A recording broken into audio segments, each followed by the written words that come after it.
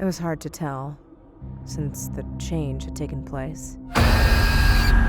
Maybe it was still taking place. I didn't know. My thoughts were strange. My cravings stranger. He wasn't exactly Prince Charming. 33. I know that wasn't his name, but it was the only defining name I could give him from the torn badge sewn on what looked like a hospital patient's clothes. 33 looked like a science experiment.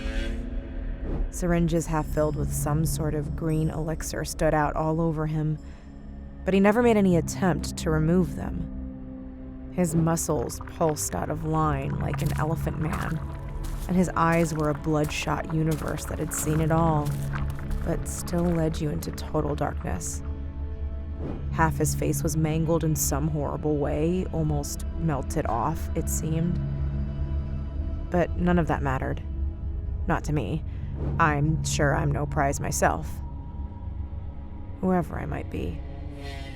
We'd wandered the woods of the bayou for days, surviving on small swamp creatures. I wasn't as decent a hunter as him. My skills were sharpening, though. My senses growing stronger with each passing day. We don't talk. I seemed to be losing the ability to speak each day. I've never heard him say a word, but somehow we both knew what each other was thinking. We're connected on some deeper level. We can see each other's memories. We can even feel each other's pain. We had become one. I don't remember how we met. I've even forgotten my name. Everything is so fuzzy when I think back. Each thought I had one day is gone by the next. An empty space left to fill, only to be filled by hunger. Never-ending, god-awful hunger. But 33 wasn't led by hunger. There was more to his journey. We weren't just wandering the swampland for food. No, he had a direction. I was piecing it together in our shared thoughts. I would get these flashes of images. A place like a hospital, or maybe a lab. A sign I couldn't make out. Doctors, nurses, a chair.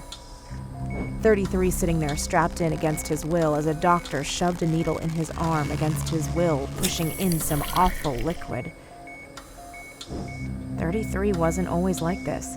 They made him into this.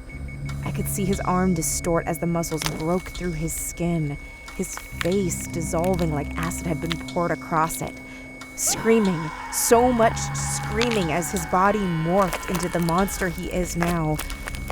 It was torture.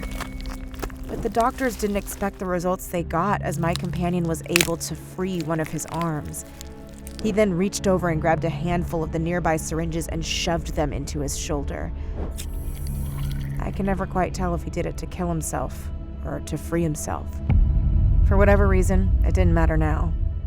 He was able to tear through the straps of the chair and just as easily tore through the doctors and a nurse. It was a massacre. They brought it on themselves. The things they did to him. They deserved so much worse.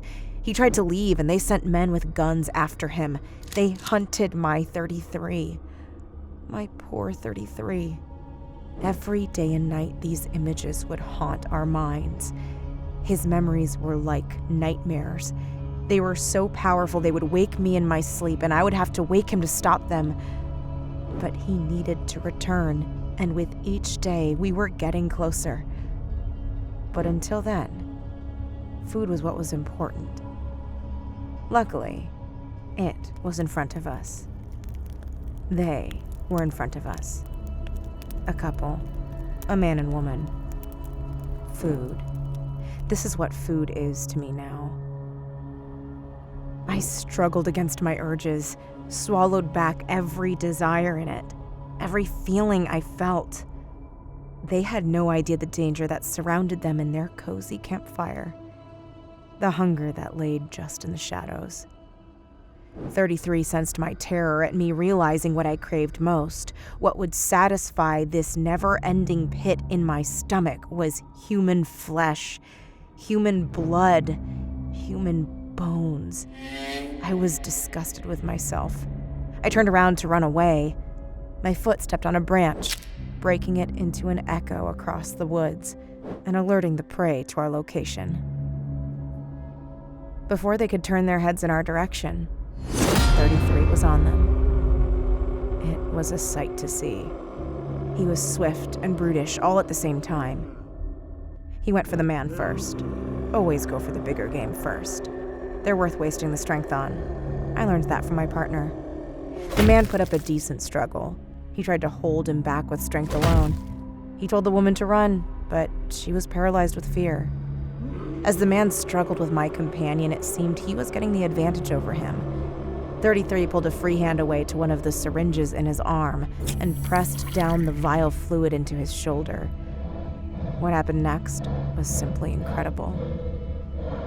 33 had taken hold of the man's arm and nearly torn it entirely off in one pull. It hung off him like the tattered sleeve of a knit shirt. A couple strips of flesh, barely hanging on.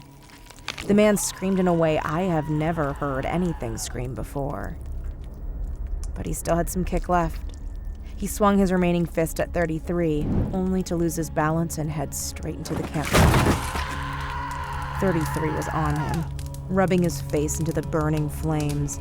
He took an empty syringe from his shoulder and slowly stabbed the man through the ear canal. He was not quick. You could count the seconds go by, watching the needle disappear. His eyes rolling back in his sockets as it penetrated his brain. I was entranced by it all, watching him scream in horrifying pain. All I could do was lick my lips in anticipation for the dinner that would be him. I couldn't believe my thoughts anymore. What had happened to me? Before my thoughts could grow, she struck. I had been so focused on watching the man being torn apart, I forgot all about the woman. While my companion cooked the man's face, she had found an axe and laid it into my partner's back, nearly taking his entire shoulder with it. It's hard to recall exactly what happened next. I remember 33 moaning in pain and then feeling, for once, my own rage build. My heart beating so loud I felt it would burst, and before I knew it, I was on her. I only recall flashes of us fighting. Teeth breaking, nails tearing into flesh, blood everywhere I could see. I could taste. I couldn't tell if this was rage, hunger, or all of the above. Whatever power she used to wield that axe, she was now putting on me. I bit into her neck violently, tearing a piece of flesh away. I swallowed it whole, and the taste of it filled me with such passion, such strength. I wanted more.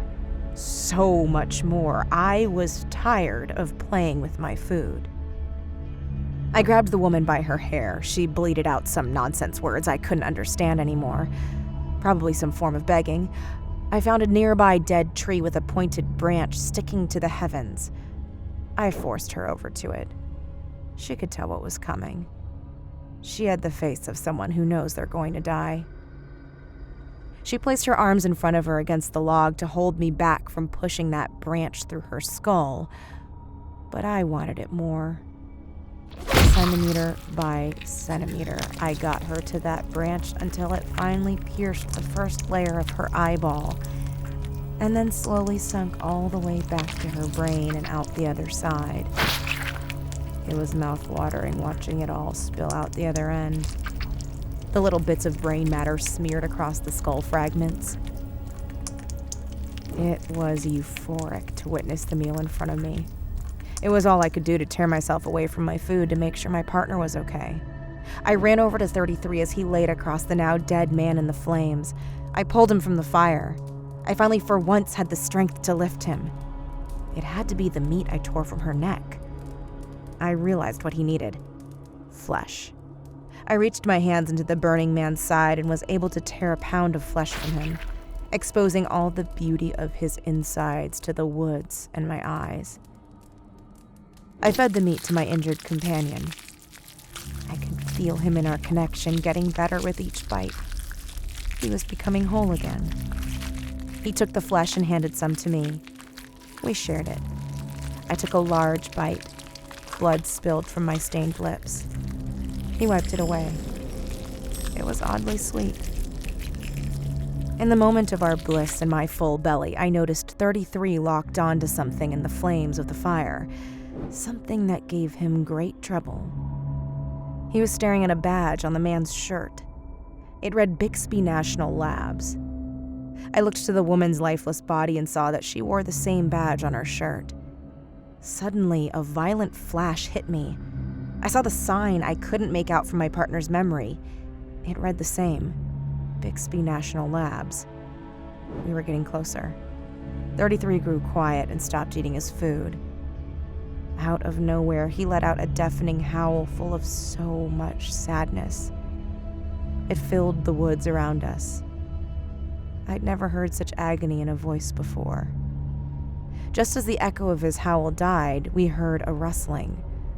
We were being watched. We went into our hunter's modes.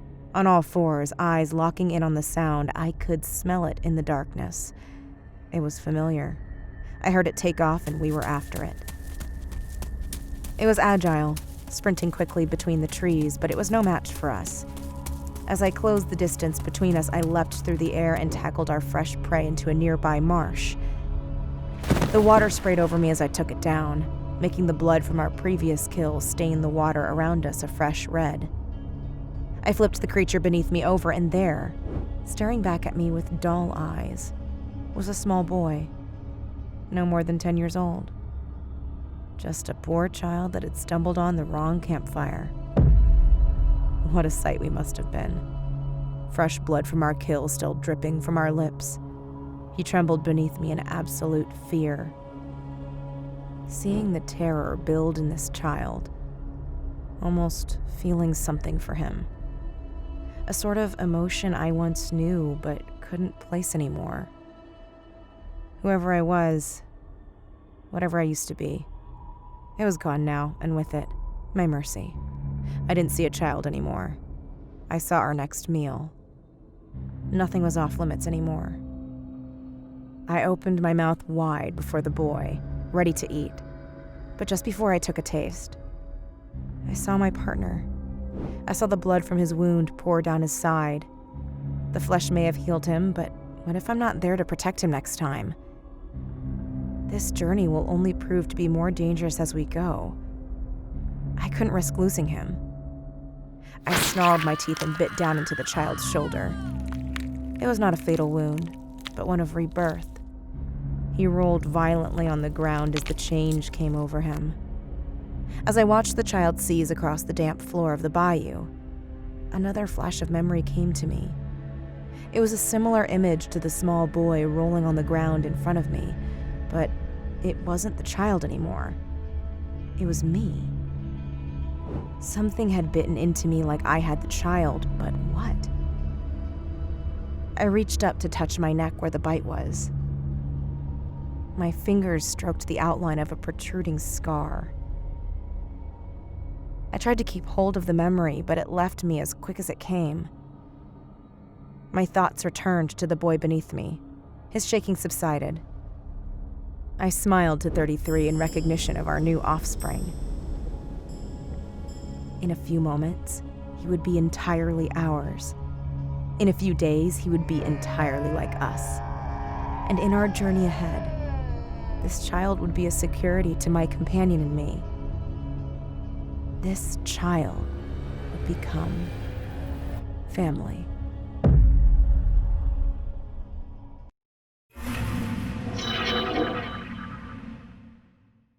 Watch new vids every Monday, Wednesday, and Friday, only on Crypt TV.